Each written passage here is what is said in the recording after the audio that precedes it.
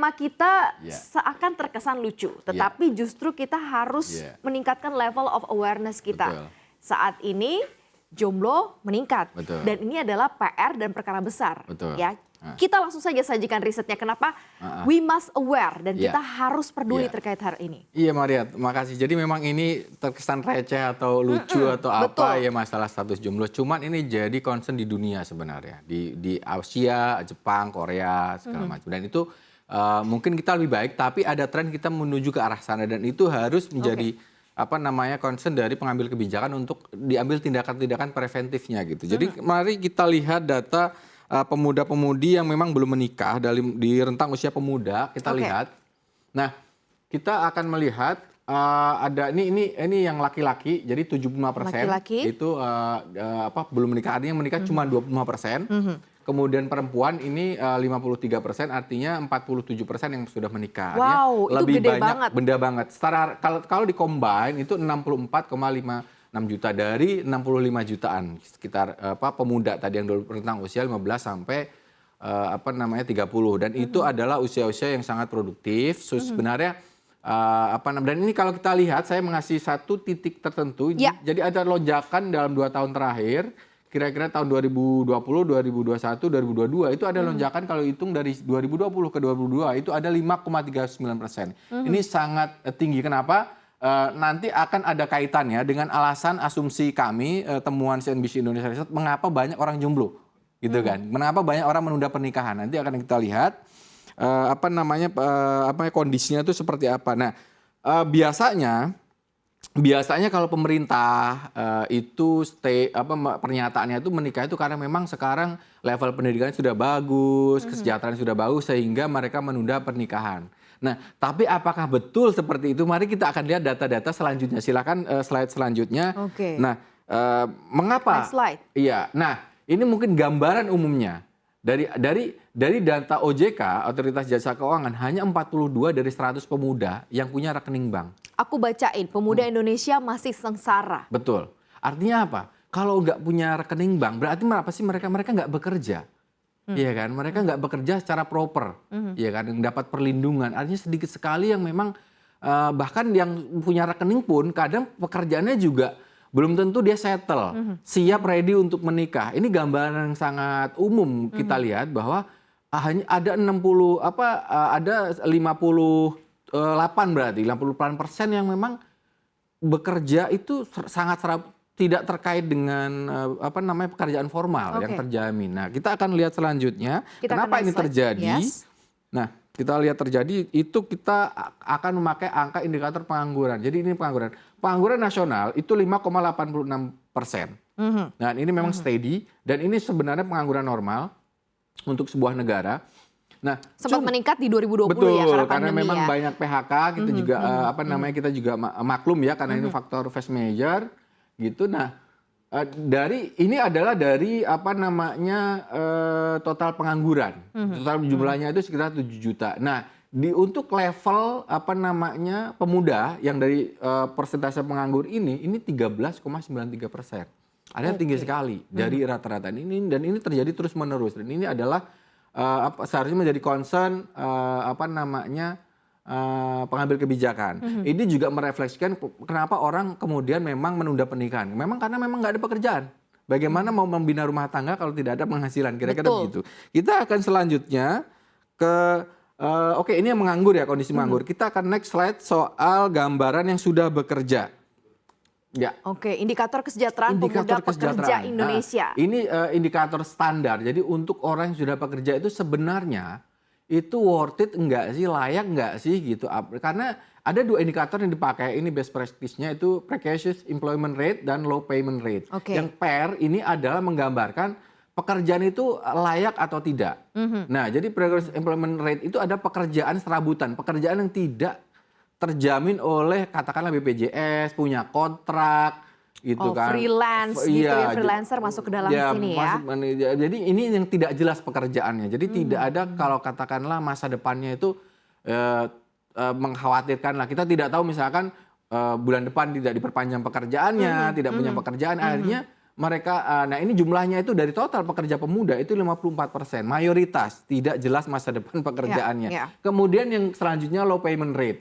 Jadi ini adalah angka untuk menunjukkan tingkat kesejahteraannya, gajinya. Jadi low payment rate itu adalah angka yang menunjukkan jumlah orang yang punya gaji cuman 2/3 dari median upah. Oh, totalnya 33%. 33%. Kita anggaplah rata-rata upah kita itu untuk nasional itu 2,5 juta. Bayangin, diambil mediannya dan dia cuman 2/3-nya. Artinya itu mungkin angkanya 1,5 juta gajinya per bulan. Bagaimana bisa mau menikah dengan gaji segitu gitu, dengan tuntutan yang semakin tinggi untuk kebutuhan rumah tangga. Kita lanjutkan. Dan ini terjadi di perkotaan dan pedesaan, dan didominasi oleh lebih banyak perempuan ya, lebih banyak ini laki-laki untuk yang PR-nya. Ini artinya mengapa ini juga menjelaskan kenapa banyak laki-laki yang memang tidak menikah. Karena memang belum siap. Benar-benar. Nggak siap buat ngelamar pujaan hati pacarnya. Atau calon pacar aja nggak berani gitu ditanya ya. sama mertuanya mau bawa apa, kan bingung gitu kira-kira. Benar. Ini jumlahnya banyak sekali gitu. Dan ini terjadi di perkotaan khususnya gitu. Kita next slide, kita akan lihat. Oke, kita next slide. Next slide. Ini menggambarkan bahwa kesiapan pemuda itu menikah. Nah, ini fakta yang memang sebenarnya sudah ucapkan sama Bu Sri Mulyani bahwa anak muda sekarang makin susah punya rumah. Betul. Setuju saya. Faktanya. Betul. 84% pemuda itu tinggal sama orang tuanya. Gitu. Dan yang punya kontrak ini 6% sedikit sekali gitu. Jadi yang punya sendiri itu ini memang ini kategorinya di sini ada yang punya pribadi, ada yang punya keluarga, tapi mayoritas punya keluarga. Jadi milik keluarga itu artinya punya dia atau dia tinggal tempat orang tuanya. Dan itu banyak sekali gitu. Jadi memang kesiapannya. Jadi ini juga jadi faktor untuk pasangan muda untuk menikah gitu. Mereka belum punya. Jadi dan ketika menikah pun mereka sudah memikirkan punya rumah susah gitu. Dan jangan lupa ada 12,75 juta backlog. Ada orang yang tidak punya rumah itu sampai 12 juta. Mereka biasanya tinggal di Pondok Mertua Indah, ya kan? Mereka tinggal tempat keluarga, ngontrak dan itu gambarannya. Artinya susah untuk membina rumah tangga dengan prospek dan misalkan di rumah KPR kita suku bunga itu kita itu nomor 2 tertinggi di ASEAN.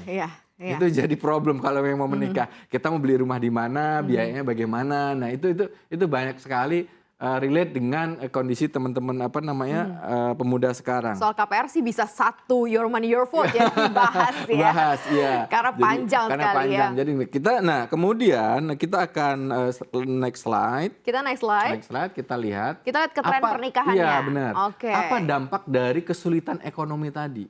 Kenapa ya menyebabkan ini gambaran akibatnya adalah tren pernikahan itu menurun tajam. Ya, tinggal 1,7 juta. Data terbaru 1,9 juta. Tadi saya sudah konfirmasi dengan narasumber. Jadi memang itu ada penurunan sekitar 25% dari 2,5 juta di tahun satu dekade yang lalu. 2012. Jadi setiap tahun itu ada yang menikah 2,3 juta pasangan. Nah, sekarang tahun itu cuma berikutnya turun gitu ya. Sekali gitu ya. Jadi ini jadi gambaran bahwa kami ingin menyatakan ke pengambil kebijakan bahwa menikah itu sekarang itu bukan hanya karena orang itu well educated segala macam. Ini masalahnya nggak ada uang. Benar. Tapi duit, surprisingly gitu. Mas Maruf ini menarik 2020 yang katanya pandemi malah tinggi. Naik lagi loh di situ ya. Ini mungkin pada gabut jadi menikah aja. Merit aja deh Merit gitu kan daripada ini menarik mungkin bisa diulas lebih dalam tapi ini trennya menurun gitu. Jadi ini dan saya tidak menyertakan angka perceraian juga tinggi gitu kan. Jadi juga menyebabkan nanti dampak psychological effect ya untuk ngapain saya menikah kalau kemudian banyak yang bercerai gitu kan. Itu nanti kita ulas dengan narasumber kita. Nah, kemudian next slide dampaknya dari ini kita lihat.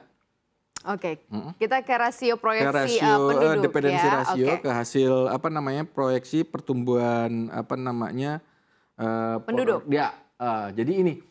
Jadi ini yang dikatakan Pak Jokowi tadi dalam pembukaan di depan tadi bahwa kita itu punya tren di sini. Ini adalah deadline-nya. Jadi ini menggambarkan gini Maria untuk mengatakan dependency ratio itu ada jumlah penduduk dalam usia produktif dibandingkan dengan yang non produktif. Yang non produktif itu apa sih? Yang usia 15 ke bawah sama 64 ke atas. Caranya adalah membagi yang tidak produktif dibagi dengan yang produktif. Artinya apa? Ini merefleksikan setiap 100 orang penduduk itu ada 47 yang tidak produktif, menanggung seperti itu. Generasi semakin sandwich. Ini tinggi, iya benar. Generasi sandwich. Yes. Semakin ini tinggi itu akan menjadi beban ekonomi. Nah, inilah yang disebut kita bonus demografi. Ya kan? Nah, cuman kita tadi sudah memaparkan konteksnya apakah benar kita bisa memanfaatkan bonus demografi tersebut. Kenapa?